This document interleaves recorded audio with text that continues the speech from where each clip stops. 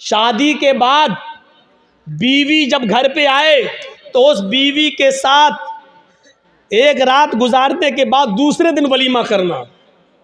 बहुत से लोग ये कहते हैं कि बीवी के साथ जब तक मुजामियत या हम बिस्तरी ना कर ली जाए वलीमा नहीं। बीवी आ गई, रात आप उसके साथ बैठ गए, 2-4 गुफ्तगू हो गई, बातें हो गई, बस हो गया। उसके बाद सुबह होकर आप वलीमा कर सकते हैं, जायज़ है आपके लिए। अगर सोहबत और हम बिस्तरी हो जाए तो और अच्छी बात है, ठीक है। उसके बाद दुआ करिए और वलीमा करिए, ठीक। एक तो वलीमा सुन्नत है।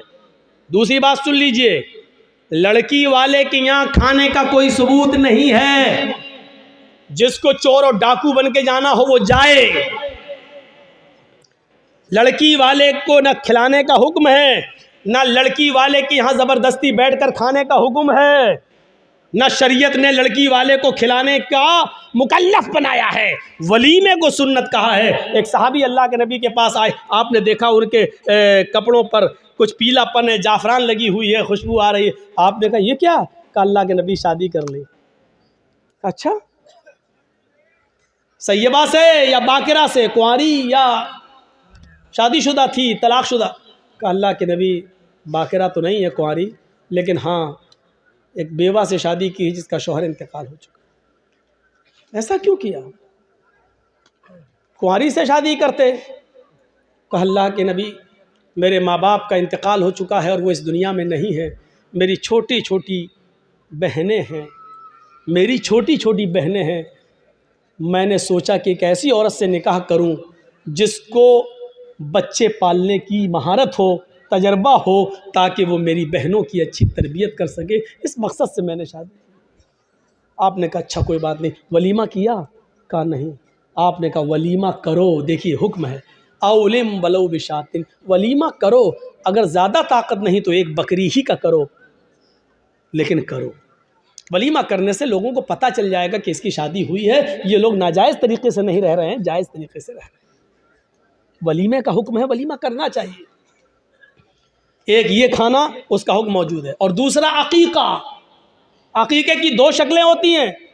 2 शक्लें ये हैं कि 7वें दिन जब आप बच्चे का अकीका करें तो मोहल्ले के लोगों को आप बुलाकर अपने घर खिला भी सकते हैं, लेकिन मोहल्ले वालों को बुलाने के साथ साथ गरीबों का ख्याल रखा जाए। ऐसा ना हो कि सिर्फ अमीर आएँ और गरीबों को नज़रअंदाज कर दिया जाए, क्योंकि गरीबों का हक़ ज़्यादा है इसमें। गरीब और मिस्किन ढूंढे जाएँ, कौन है ज़रूरतमंद, उनकी दावत दी जाए। एक तो ये तरीक़ा है। और दूसरा तरीक़ा अकीके का ये है कि अगर आप सबको बुलाकर अपने घर नहीं खिलाना चाहते हैं तो अगर लड़की है तो 1 बकरी, लड़का है तो 2 जानवर ज़िबा करके उसका गोश्त गरीबों, मिस्किनों में और मोहल्ले के लोगों में तकसीम कर दिया जाए, तब भी आपका अकीका हो जाएगा। अपने घर खिला भी सकते हैं। ये एक अकीका। अकीके के अलावा, वलीमे के अलावा और कोई खाने का हुक्म और सबूत नहीं है हदीस के अंदर। यहाँ तक कि कोई हाजी हज करके आता है और वो खुशी में अपने गांव वालों को खिलाता है, इसका मतलब यह है कि वो अपने हज की रिया और नमूद कर रहा है, दिखावा कर रहा है, लोगों को ये बता रहा है कि देखो मैं हज करके आया हूँ, इस खुशी में मैं लोगों को खाना खिला रहा हूँ। हाजी को हज का खाना भी नहीं खिलाना चाहिए। अगर ऐसी इबादतों पर खाना खिलाना जायज़ होता तो फिर नमाजी को नमाज पढ़ के आने के बाद भी खिलाना जायज़ होता। फिर ईद की नमाज पढ़कर भी किसी को दावत दे तो उसकी दावत भी जायज़ होती। मेरे भाइयों, क्योंकि यह इबादत है और फिर इबादत पर फिर एक आम रस्म बन जाएगी। फिर ज़कात देने वाला ज़कात देने की खुशी में खिलाएगा, लो आज हमने 30 ज़कात दी। फिर रमज़ान का रोज़ा रखने के बाद 30 रोज़े पूरे होने के बाद फिर लोग दावत दे, ओ मैंने 30 रोज़े रख लिए। लो, हज भी एक इबादत है। जब इन इबादतों पर आप किसी को खाना नहीं खिलाते हैं तो हज पर भी आप किसी को खाना नहीं खिला सकते। जब हज जैसी इबादत पर खाना नहीं खिला सकते तो फिर खतने का खाना कैसे जायज़ हो सकता है? मेरे प्यारे साथियों, खतने का खाना जायज़ नहीं है, ना खतने की दावत जायज़ है। हाँ, अगर अकीके वाले दिन ही आप बच्चे का खतना कर रहे हैं तो लोगों को अकीके की दावत दीजिए, खतने की दावत मत दीजिए। और ये कहिए कि हमारे यहाँ अकीका हो रहा है, अकीके का खाना खाइए, और मैं खतने का नहीं। खतने की अगर कोई दावत देता है तो आप उस दावत को रिजेक्ट करिए और उस खतने की दावत में आप मत जाइए, क्योंकि खतने की दावत में शिरकत करना जायज़ नहीं है। मेरे प्यारे साथियों, ईमान हमारी बुनियाद है। और एक बात सुन लीजिए, बुनियाद जितनी मजबूत होती है इमारत उतनी ही मजबूत होती है। बुनियाद जितनी गहरी होती है इमारत भी उतनी मजबूत उस पर बनती है। हमारी बुनियाद मजबूत होनी चाहिए, और हमारी बुनियाद क्या है? ईमान। और अगर कोई शख्स अपनी बुनियाद को छोड़ देगा, बहुत ज़बरदस्त मिसाल देने जा रहा हूं, जो शख्स अपनी बुनियाद को छोड़ देगा, बुनियाद से रिश्ता ख़त्म कर लेगा, वो शख्स कभी तरक्की नहीं कर सकता है, कभी बुलंदी पर नहीं पहुंच सकता है। कभी आपने आम के पेड़ के अंदर आम को लटकता हुआ देखा है? आपकी बस्ती में आम के गाछ बहुत होंगे, आम के पेड़ बहुत होंगे। आपने देखा होगा कि आम के सीजन में उसमें आम लगे हुए हैं।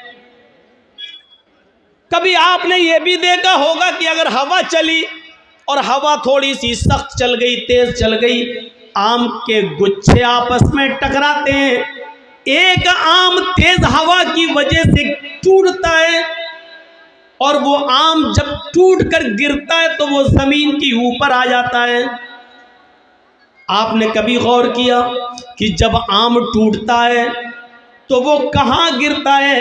अगर मैं सवाल करूं तो आप इसका जवाब ये देंगे कि आम जब पेड़ से टूटता है तो वो जमीन के ऊपर गिरता है।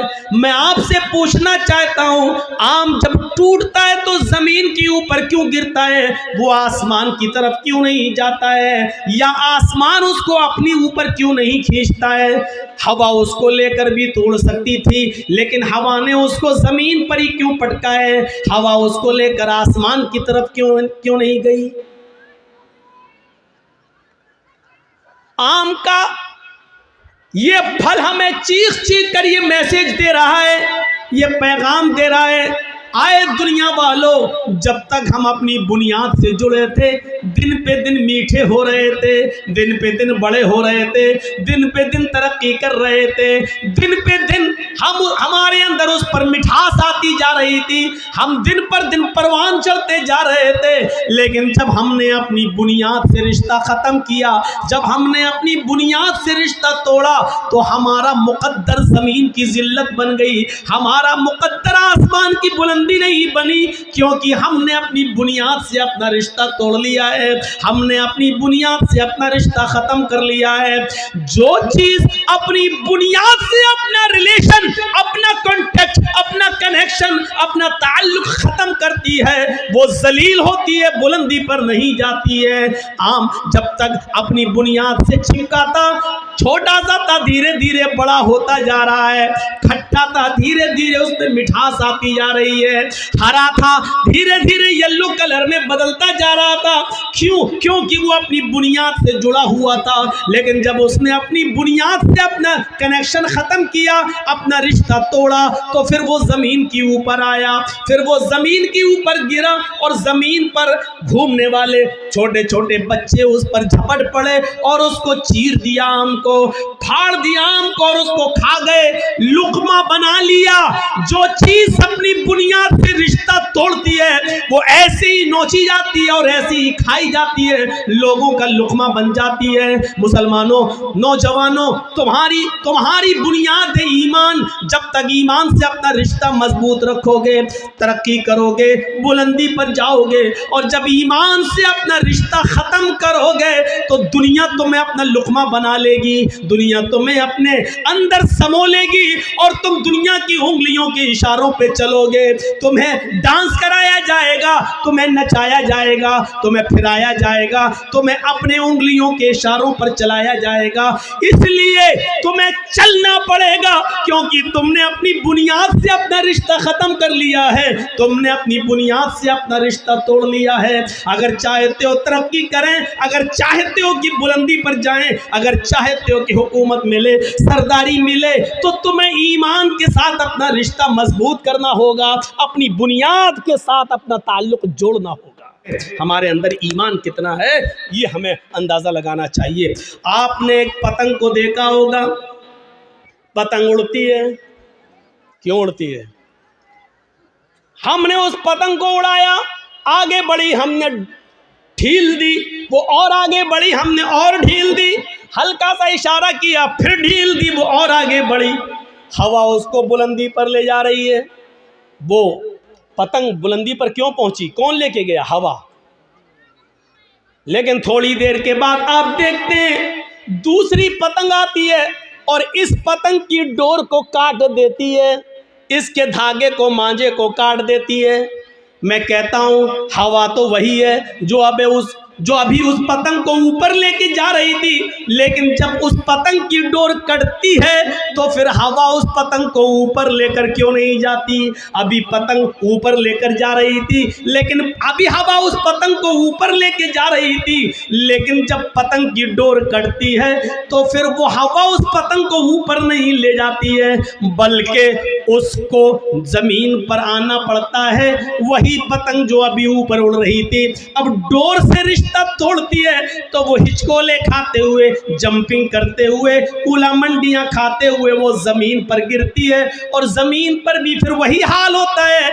छोरे लड़के, अनपढ़ लड़के, मोहल्ले के अंदर जिनको स्कूल और कॉलेजों में जाने की फुर्सत ना हो, ऐसे छिछोरे लड़के उस पतंग के ऊपर टूट पड़ते हैं और उसकी छीना झपटी करके उसके टुकड़े टुकड़े कर देते हैं। ये पतंग जो आसमान की बुलंदी को छू रही थी, इसलिए क्योंकि वो अपनी बुनियाद से जुड़ी हुई थी, अपनी डोर से रिश्ता मजबूत की हुई थी, बुलंदी पर जा रही थी। लेकिन जब उसकी डोर को, उसके धागे को काट दिया गया, उसके बुनियाद को तोड़ दिया गया, तो फिर वो पतंग फिर एक बालिश भी ऊपर नहीं जा सकी। फिर वो कुला मंडियां खाते हुए, जंपिंग करते हुए जमीन की ऊपर आती है, जमीन पर आती है और गिरती है, और जमीन पर बैठे हुए लड़के उस पतंग को फाड़ देते हैं, लूट लेते हैं।